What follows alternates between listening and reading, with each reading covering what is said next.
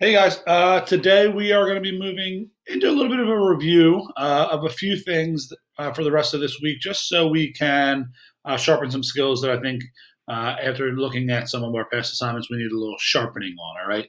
Today we're going to talk about comparing decimals and ordering decimals from least to greatest. All right. So I have problems up here where we are going to be ordering them from least to greatest. You can do greatest to least. It's the same steps, except it'll be backwards. But I want to go over these because in this skill, you'll also need to be able to compare decimals, which is the skill that we're doing today, as well as ordering. Okay, so I'm going to take a look at these numbers here.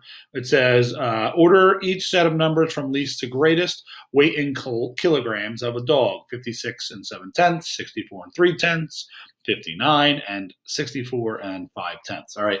So the first thing when you are comparing or ordering numbers in general, decimals, whole numbers, doesn't matter, is you're looking at the first digit. We have a 5, a 6, a 5, and a 6. They're all in the tens place. Okay. So if we're doing least to greatest, we see 5, 6, 5, 6, 5 is the least out of those numbers, right? So now I move on to the next place. I have a 6, and then I have a 9, okay? When I look at 6 and 9, 6 is less than 9, so my first number on the line is going to be 56 and 7/10. Okay, let me make that decimal a little bigger.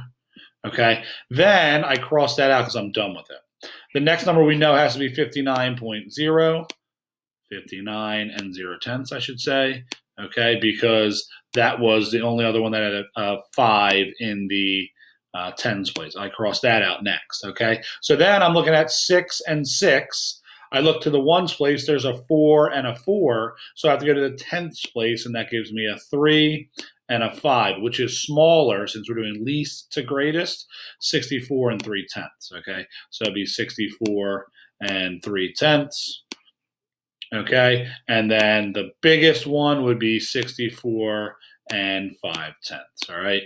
So this problem here, it showed you comparing because we compared each of them to each other, and then we also did ordering from least to greatest. Now let's look at this example. Let's say the directions said from greatest, and we wanted to go from greatest to least. Okay, so I'm going to put a G to L because spelling on this thing is really difficult. Now we're going to do this one from greatest to least. So again, I look at that first digit. There are zeros in all of the ones places. So then I'm looking at the tenths place. It has a 7, a 0, a 6, and a 2. So I am now going to just worry about ordering the 7, 0, 6, and the 2.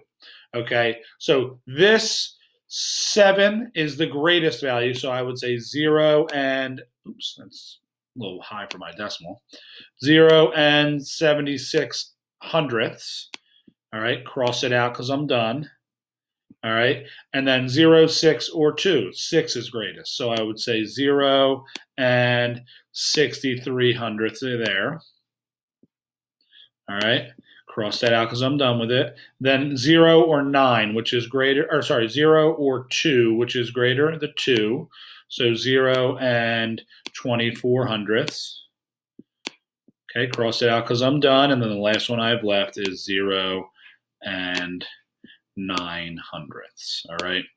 So this kind of showed you the ordering least to greatest, ordering greatest to least, but it also showed comparing. Remember, you're looking at that first digit, make sure it's in the same place value column, all right? Because if it's not in the same place value column, then obviously if there's a digit in the hundreds and there's not one in the